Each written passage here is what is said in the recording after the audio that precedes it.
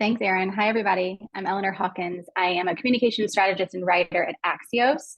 So I write a weekly newsletter all about communication trends, how businesses, brands, leaders communicate and meet the various stakeholder needs and the various communication challenges that we're seeing. Before joining Axios, I myself worked in communications and politics and nonprofit and media.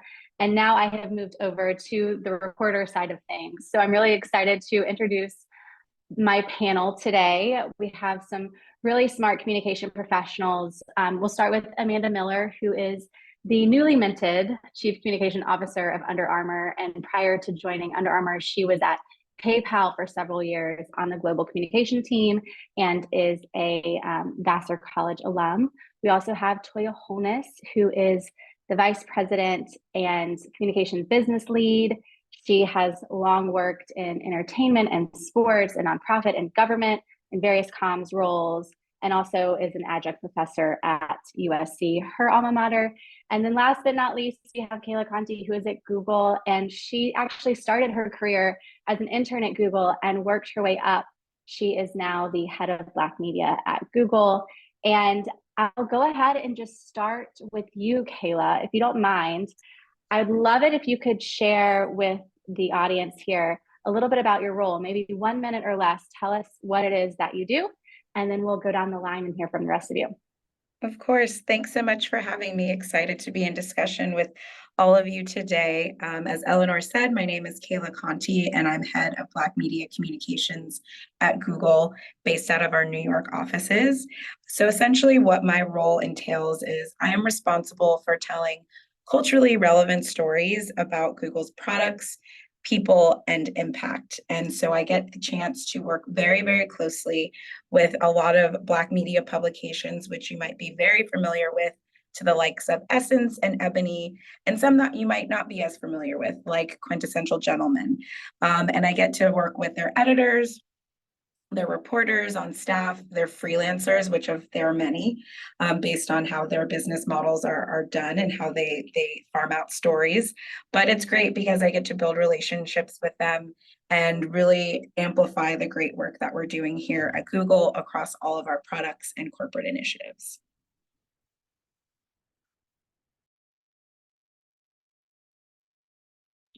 Thank you. Toya, can you share a little bit about your role and what it is that you do now at Activision? Yeah, sure. In my current role, I like to say that I serve as sort of the glue and the air traffic controller. We have a global communications team at Activision Blizzard of about 100 folks that do a variety of different types of things within the comms team. I work with them to stay ahead of the ball to ensure that they're executing with conviction so that we can reach our comms goals. And that means different things on different days. Today, I'm really excited to be here and chat with all of you. So I'm looking forward to this discussion.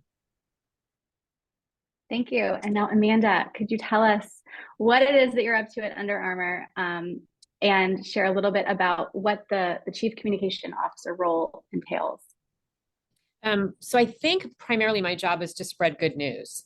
And so part of the role, I think, of a chief communications officer, and I'm new to the role, first and foremost is to make sure we have the right people in the right roles on the team. And very frequently, I find that especially younger people take a job that they think is the right job or something they're interested in. And as they get to understand the industry and the company more, over time, they realize maybe that's actually not the right role. And so in my first couple of weeks here, I've spoken to everybody on my team, and I'm trying to figure out who they are, what they're interested in doing, and making sure that they're in the right role, because I think there's a real alchemy when you have somebody who's really passionate about something, doing that role, and they have full accountability for it, and then you let them go. So I think my role as Chief Communications Officer is to make sure people are doing the role that they feel passionate about, they're pointed in the right direction for their work, and I'm here to support them. So tell us more about your team and maybe what you look for in team members, what skills it requires to be effective in roles of communication. Can you just kind of tell us what you're hoping to build there with that team? Sure. So I think first and foremost, it's being passionate about information, being really curious. So do you read everything all the time? Are you up on so Taylor was with, they call him TK in this office. I was just talking about the jean outfit, and everybody's like, oh, that's TK's look. And I was like, okay, noted.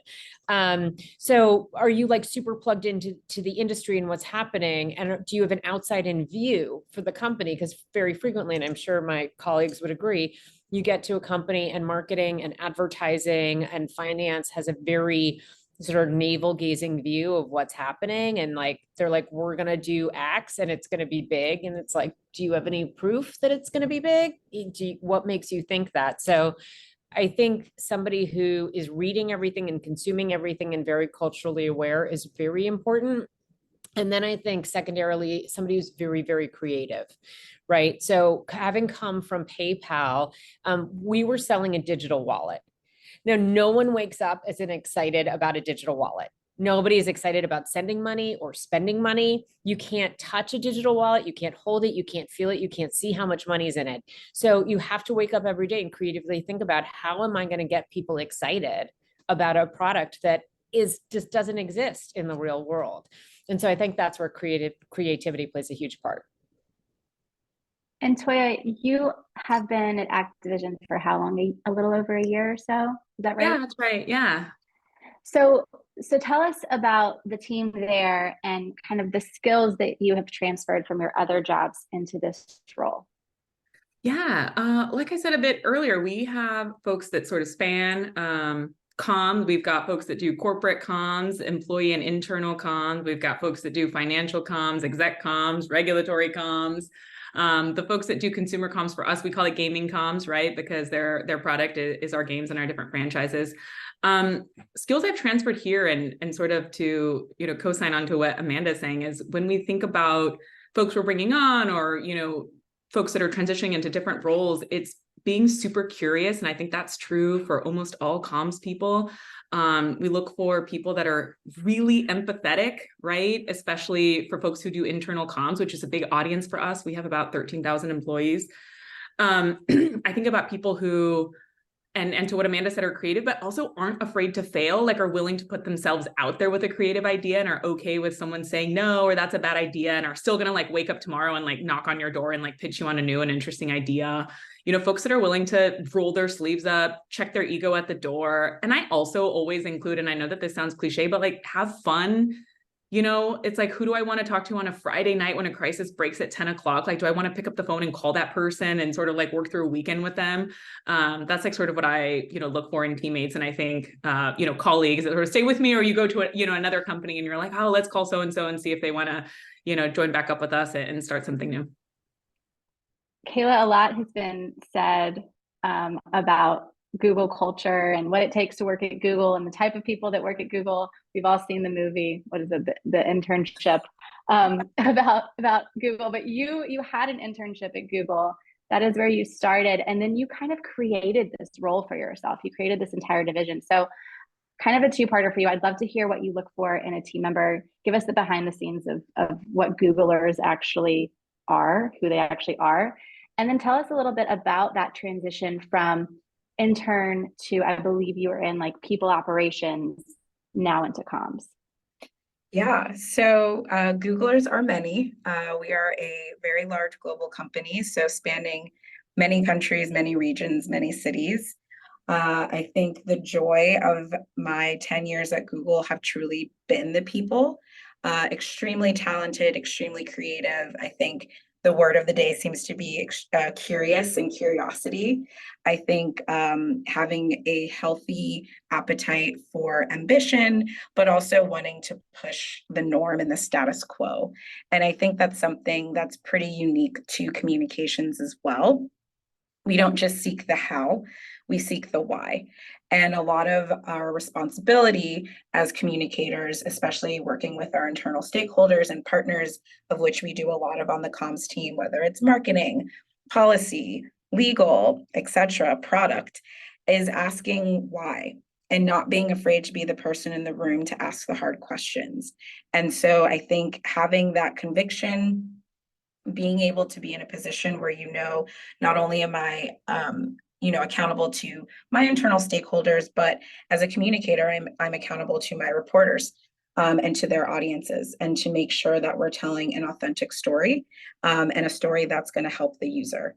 And so as a communicator, you're constantly keeping those thoughts at the forefront, and having to oftentimes make really hard decisions or serve really tough recommendations to impart to partners that you really trust and value those relationships, but know that you're doing it for the betterment of the company, for the brand, and for our end users.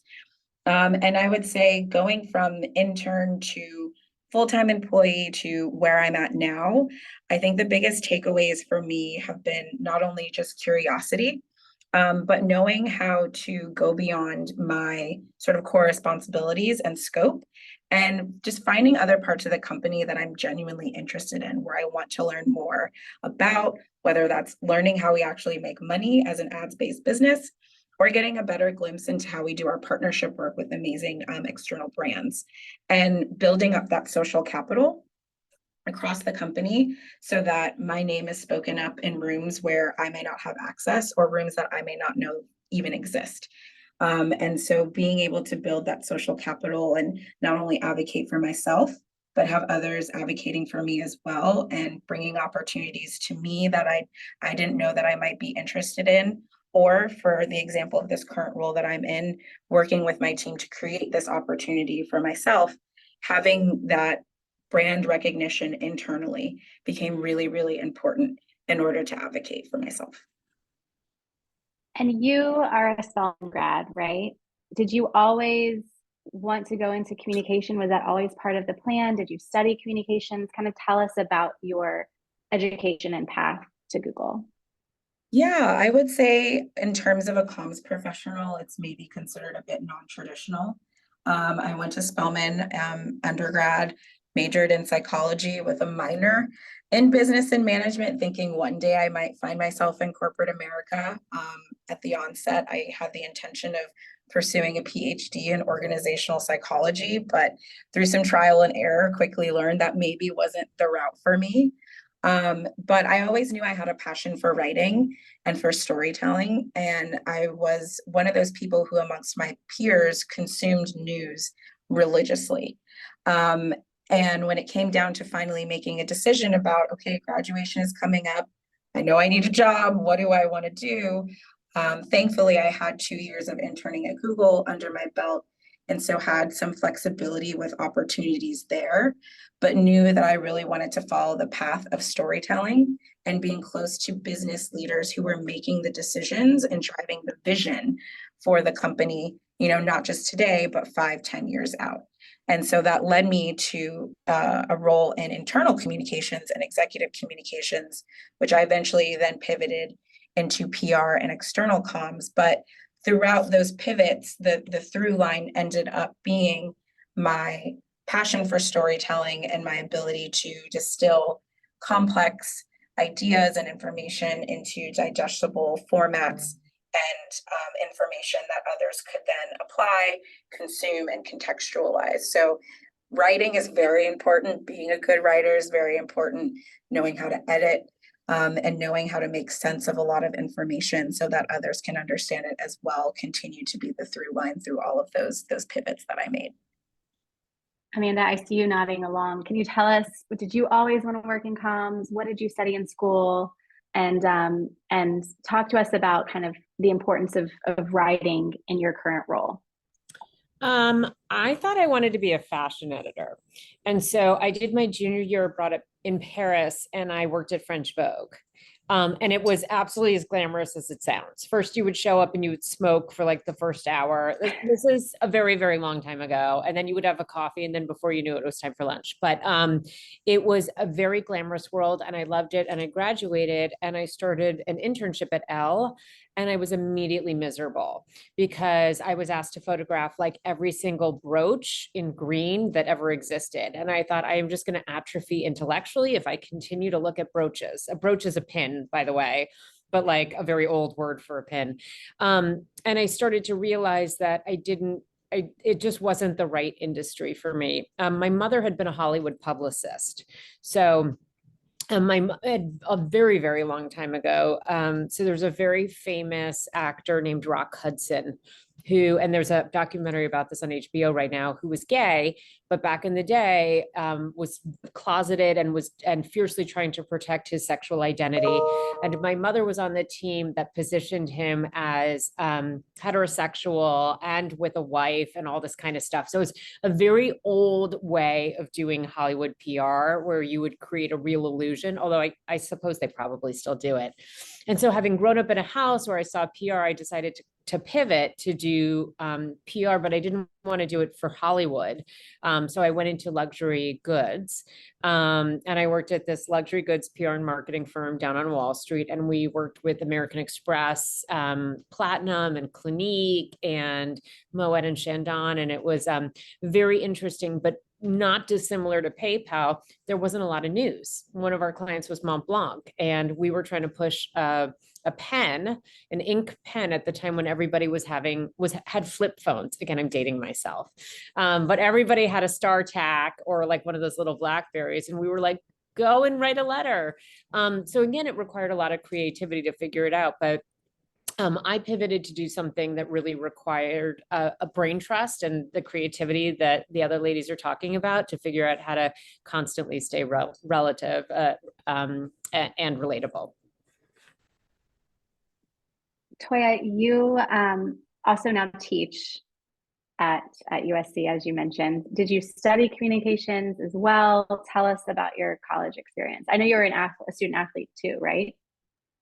Yeah, I have always been an avid reader. And when I was in high school, I read a book where there was a protagonist who was a PR person. And I was like, that's exactly what I want to be. So I knew it in high school, but I'm a first generation American. My mom's from Mexico. My dad's from Jamaica. Neither one of them went to college. So I sort of like knew I wanted to work in PR, but had no idea how to get there. So I went to undergrad on a soccer scholarship. That was my full-time job, playing soccer. And on the side, I got a, degree in business administration and a minor in media and culture studies. And they did have like a mass comms major at UC Riverside, but all the athletes did it. And it was sort of seen as the easy major. And so I was like, I've got to get this business administration degree. And my dad was like, what is PR? Can you make money doing that? And, so I was like, I'm going to do the reasonable thing and get a business degree. And then I, through luck, ended up with an internship at the Los Angeles Clippers doing PR. And the vice president of comms there at the time was like, you should look into getting a master's in PR. And I'm like, they have a master's in PR? And he's like, yes. So I applied to one school, USC, got in, went to grad school there for PR. So my master's degree is in PR. And then, 10 years later, started being an adjunct professor there. You brought up a good point, which is like, you knew that you wanted to do this. And I would imagine that there are several people on this call who know that they want to go into communications, know that they want to go into PR, but don't really know how or where to get started. Do any of you have advice on like actionable steps of here's what you should do once you hang up the Zoom? For me, it was telling people, like just saying it out loud to as many people as I knew. And then, sort of people are like, oh, I know this one person, or I'm going to connect you to this one person. And 9 out of 10 of those connections end up, in a dead end, but 1 out of 10 might sort of say like, oh, you should meet this person. And so some of it is just starting to say it out loud to people as like, I have an interest in this thing. I want to do this thing. And say it to everybody you know, and then someone will know someone who might make an introduction that's helpful. And it really just starts with like one introduction and then another. And, I know most of the folks listening now are in college. My first full-time comms job at a grad school was through an adjunct professor. Like I had an adjunct professor at USC, a fantastic gentleman named Christian Muirhead, who was running comms at a talent agency called WME. And I ended up being his assistant at a grad school. Now that company is Endeavor, but back then, I was finishing grad school and I was like, wait, you want me to be your assistant? And of course it was the greatest thing that ever happened. And I appreciate the opportunity, but some of it, is just saying it out loud and repeating it until someone connects you with someone and telling them your story, and then the next person and the next person. My mentor gave me a piece of advice that that sounds very simple, but I think is really important. And she said, bet on yourself, right? To Toya's point, like if you believe in yourself and you believe you can do it, everybody who is hiring has a problem and they are hoping that you are the solution to that problem. So if you believe you are, I will too. Right. And that's a really good way too, just having the right attitude and believing that you can do it. I think the other thing that we're starting to see is it is the next generation of social media is so important from a communication standpoint. And a lot of us are a little bit older. So my first job was when Facebook was just for college students, just to give you guys a sense. Like my son, who is 7, is showing me TikTok videos. So I am looking for the next generation to come in and help me understand how the landscape has evolved and how their generation is looking for us to communicate with them, and not in a way that is pedantic or dismissive. Yeah, and I would just chime in to say, as a college student, definitely don't underestimate the network that your career campus, leads or career campus programs might have. Sometimes the process is convoluted, but they might know someone who can get your foot in the door, pass along a resume, or just connect you. So definitely use the networks and the programs that are available to you on your campus, because sometimes, there can be some really surprising connections there. But I would also say, as someone who didn't have the luxury of taking on an unpaid internship, or after graduating, working somewhere just for the sake of experience and not being able to be paid, adequately to sustain myself, I thought about ways where, okay, maybe my first job isn't exactly what I wanted. It's not the dream company that I had in mind, and my role is actually a little bit different than what I had envisioned.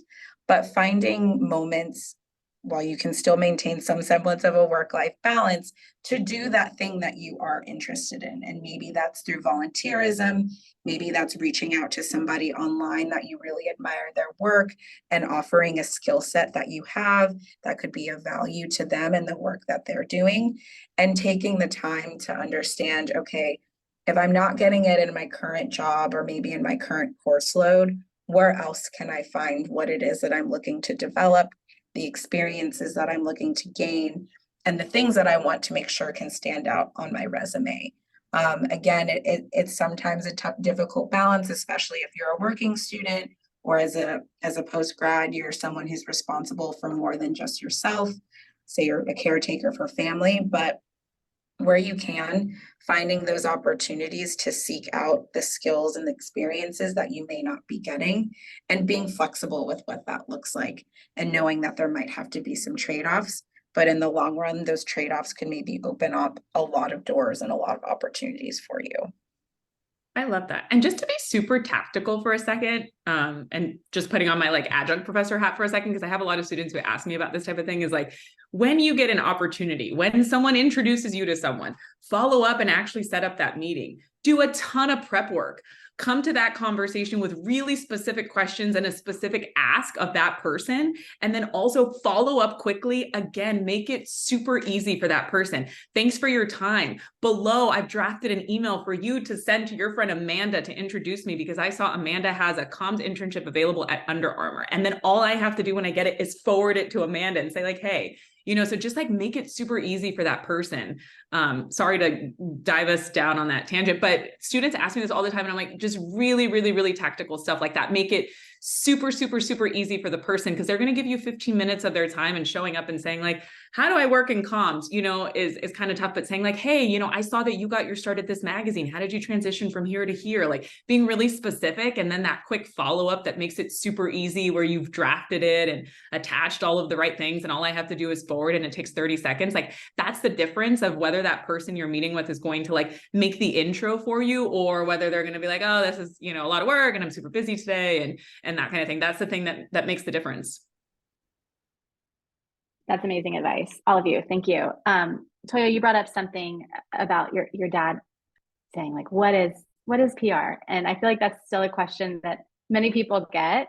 I'd like to open it up to the group. What is the biggest misconception about communications and your role?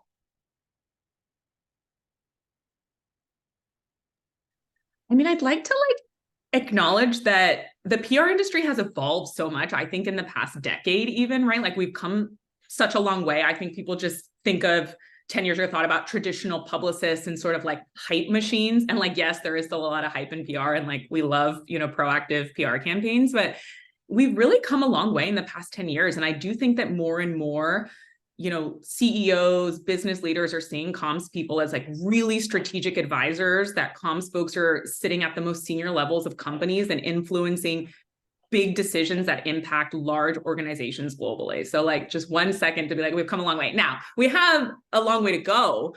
I think a misconception that's really frustrating to me, and it comes mostly from folks who don't work in comms, is like the spin doctor misconception, which is still out there. And I don't know a single comms person that sits around and lies to reporters, because guess what? A reporter's not going to call you back next time if you lie to them. So like that one is just like frustrating for me that still exists. But again, it's mostly outside of comms. For people who don't work in comms, they're like, spin this. And you're like, relationships with reporters are so long. And you know this, Eleanor, like if I called you today and like told you a big fat lie and I called you next week, you'd be like, no, you lied to me last week. So no thanks to you now, so that one sticks with me. That's a good one. I would also say, and this probably feels antiquated for those of us that are actually in these types of roles, but I still often get the misconception that, oh, you just sit around and email out press releases, or you throw really fun parties. And okay, sure, there might be some truth to press releases. We do throw fun parties sometimes. Yes. But I do think, truthfully, I don't know the last time I wrote a press release, and it's not because it's not something I know how to do or they're not effective. They can be very effective, but I do think PR and comms, to your point, Toya, has really evolved beyond, the ideas of just being able to toss a press release across, an email it over to someone and expect them to cover your news.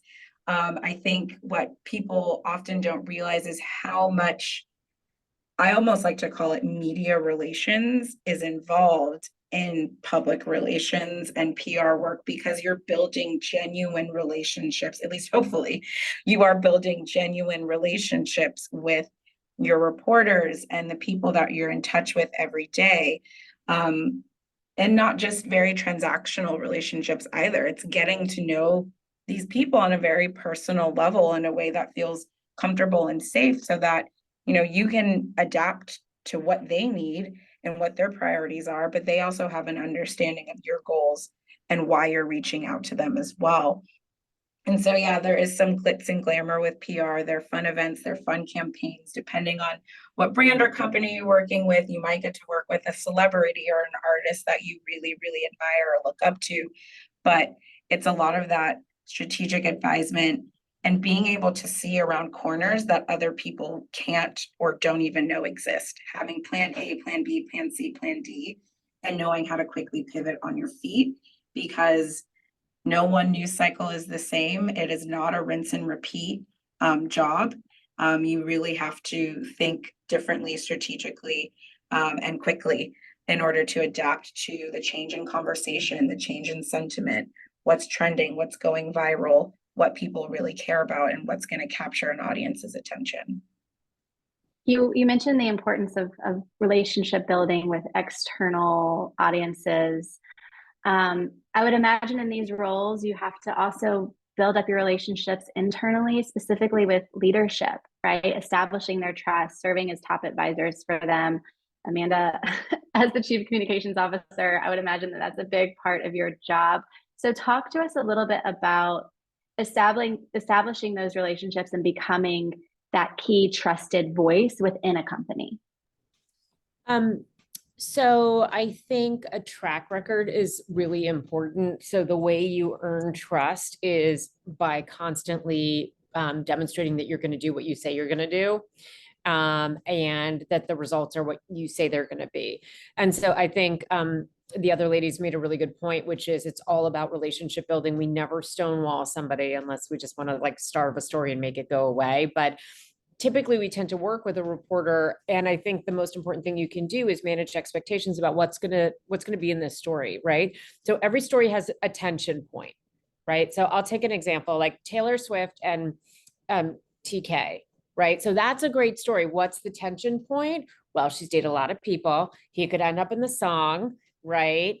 So there are all these tension points, and your goal as the person driving it is maybe to provide the tension point to the reporter, right? So, and maybe it is less damaging or damning than something they would come up with on their own. regardless, whatever the point is, you need to manage management about how that's going to play out, right? So it's going to be a great story about you as the leader, and you're taking the company to do XYZ. However, there's going to be some data points in there about what's happened to the stock price, right? It's declined precipitously under your reign. And, there's nothing we can do about that, but here are the counterpoints we've given them to make them understand what we're doing to drive the stock price back up. So I think, being consistent and listening is really important, are some of the key things that you can do. I have just one more question for you all, and then we're going to open it up to some audience Q&A, but I'd like to talk about trends. So maybe each of you could tell us one comms trend that you're paying attention to or watching closely.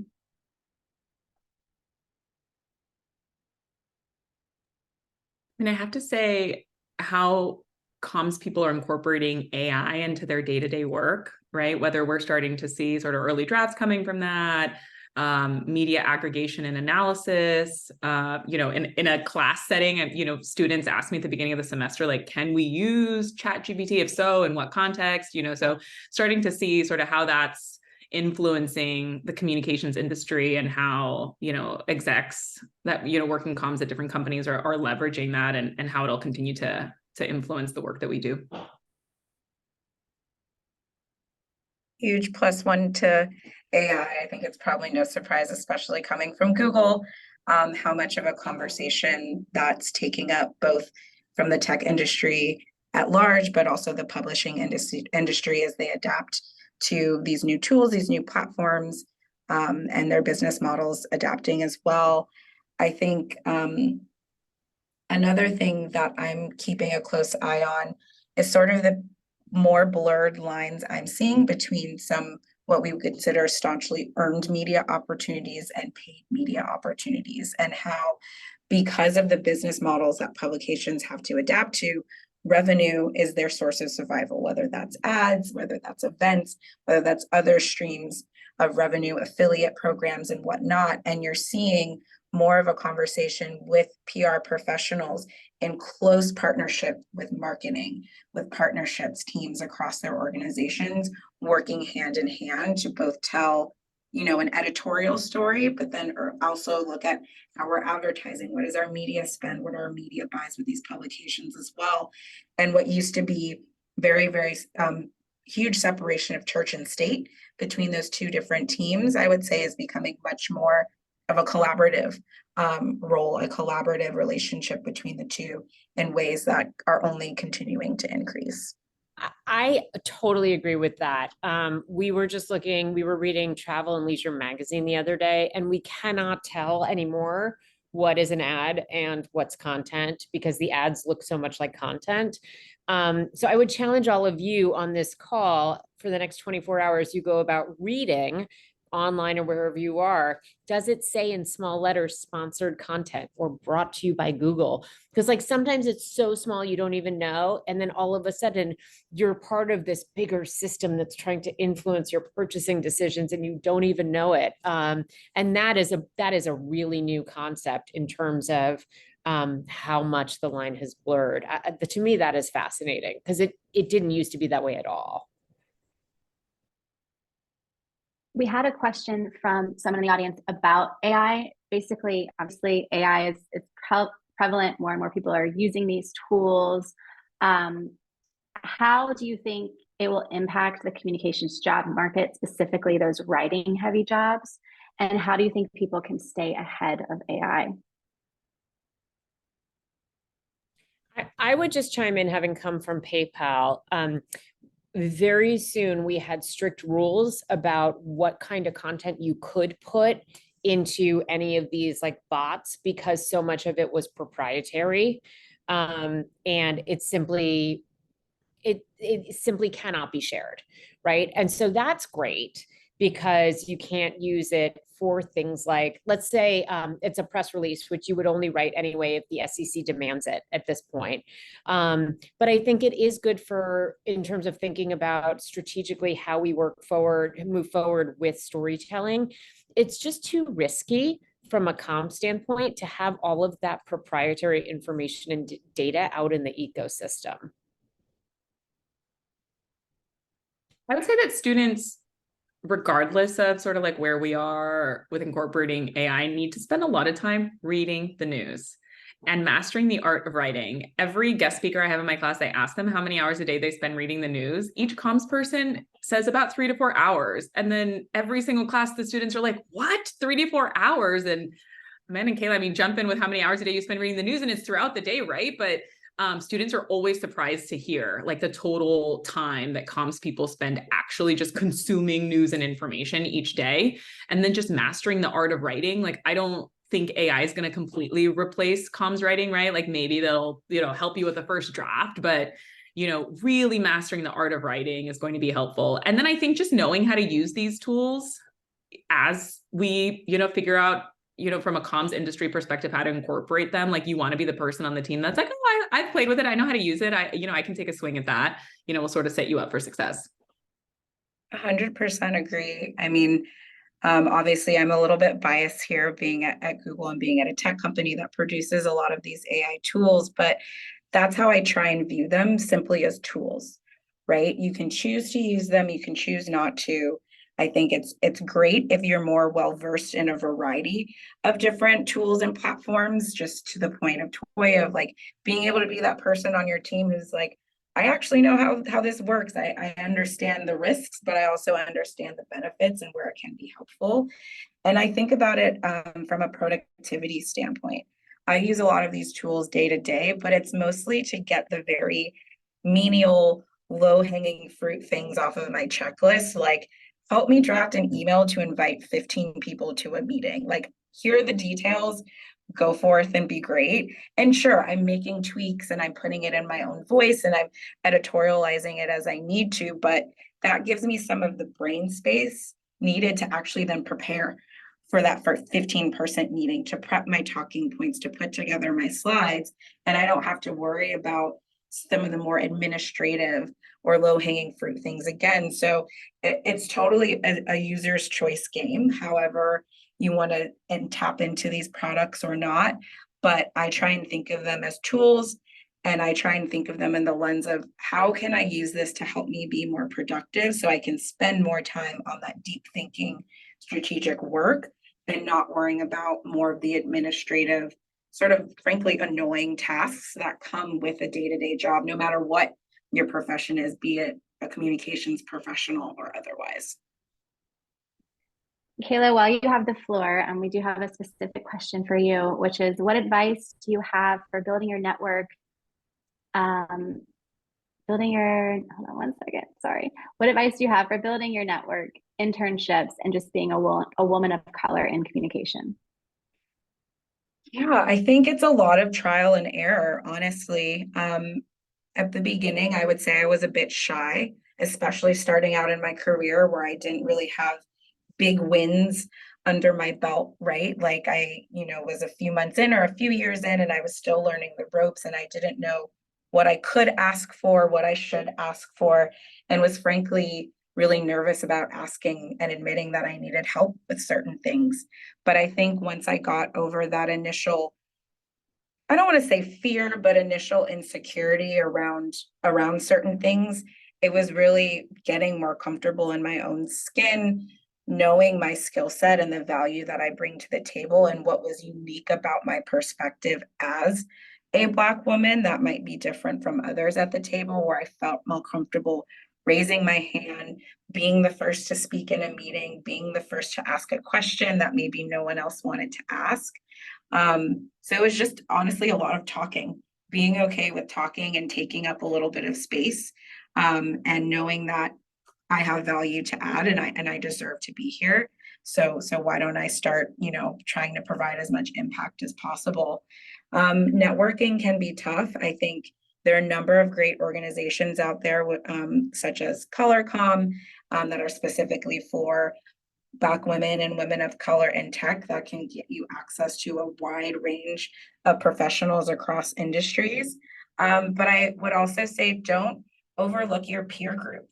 I've found great networking and resources amongst friends and folks that are maybe a little bit closer in my age that work in very different industries that have connected me to opportunities at their companies or partners of theirs that if I had overlooked them because simply we're the same age or I didn't necessarily feel like I had much to learn from them, I would have never gained access to. So consider getting a combination of folks in your inner circle that can help advise you, counsel you, but also that you can just brainstorm and shoot around ideas with, so that you don't feel like you're on this journey alone, because you're not.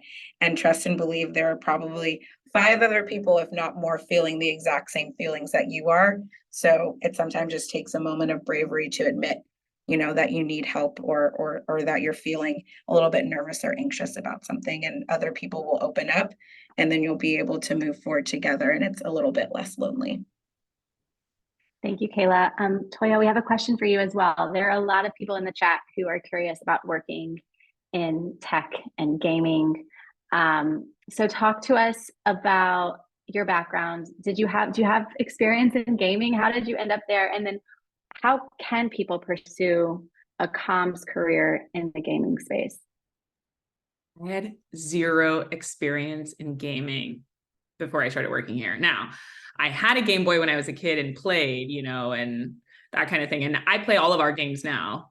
But when I interviewed for the role and started here, I didn't have any experience in gaming. But that's sort of consistent, through my career, is like I say I'm an experienced comms person, and then I love to learn about different industries. So that's sort of my through line. And, when I worked in entertainment and then took a quick pivot over to education, I knew nothing about education when I got there, and, can now take us on a wild tangent to talk about education policy. I won't do it. But for this particular role, like my philosophy on choosing roles is thinking about the person that I work for. And so for me, when my current boss, Lulu Meservey, took the role of CCO here, I knew I wanted to work for her because I think she's a brilliant comms person and an empathetic leader and just, leading the industry. So I came here to work for her specifically. So I think it's tough because I don't normally choose an industry and sort of say, I want to go work in that industry. I really think about leaders and people that I want to like work closely with and learn from, and people I admire. And then I sort of chase them down wherever they're going. So that's sort of how I ended up in gaming. Do you have advice for people who might want to enter the gaming space? Like, specific publications to read or people to follow or certain companies to pay attention to? Yeah. So for gaming, what I have found interesting is that gamers are a very engaged group and a very passionate audience, right? Folks that game spend a lot of hours a day and they're engaged. So you're not like actively watching something while you're on your phone. You're like playing in the game, whether it's mobile or on your computer. It's a little bit different as like you're interacting with, different content out there. And so for gaming, you have to be like deeply, deeply, deeply immersed in the content and in the way that the community and the players feel about the content. So for comms people, when we talk about the franchises or the different games, you have to be sort of like deeply immersed in that community of players, which is a global player base, and how they're feeling about different features within the game and, the next season and the next, update that's coming out. And there are a lot of influencers that are sometimes more important than traditional media outlets. So there are a lot of gaming outlets that you can follow, but I would say like choose a game that you're really passionate about, get deep in the weeds with that audience, have a finger on the pulse, start to follow influencers, in that specific category. And so that when you're interviewing for jobs, you can like speak to it from a unique perspective to sort of say like, I choose this avatar when I play, or, I do this thing, or the community feels really passionate about this, or, having a perspective to say, I can't believe you changed this feature. People were really upset and disappointed. And like, here's what I think about it, so that it's clear that you have a finger on the pulse, because when you write the material for those games, it's really nuanced. All right, Amanda, we're going to need you to bring us home with this last question. It's for you, and it's a question about the difference between working in an agency setting and in an in-house comms role. I saw that question, and I think it's such a good question, because I think also there was another question that said, should I start at an agency? And I think agency experience is the best experience you can get because you're in an environment with a really diverse group of people who have done it for a long time or are just starting out like you are. And you have the opportunity to work on a lot of different kinds of businesses. And that helps you understand what you like and what you're passionate about and maybe what you're good at. So I think it's a really important part of the process is working at an agency. It's sort of like getting your training. And then I think it also helps you manage agencies once you get to be in-house because you've had that job, you understand what that job, you understand sort of the hierarchy that exists within that company. So it's sort of like when you are a CEO and you talk about having worked in accounting and marketing and all these and finance and all these different areas, and you're like, I know all those jobs, so I know how to manage those jobs. I think that's the benefit of working at an agency. Plus, it's really fun. You work really hard with a group of people who are largely absolutely amazing at what they do and smart and creative. And I miss those days because it was super fun and I learned a lot. And I just had a phone call today actually with the gal who's now a CMO at Estee Lauder, who was on my team 1,000 years ago. But I am still in touch with all of those people because we are so closely bonded. And I'm sure that Toya and Kayla would feel the same way.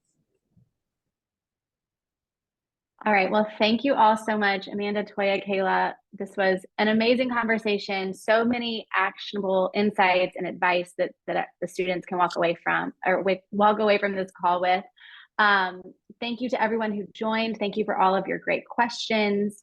I believe Handshake has many more of these events coming up throughout the next month, so keep an eye out for that. But that is all for today. So thank you again, everybody, and have a great rest of your week. Thanks, everyone. Thank you. Thank you. Bye.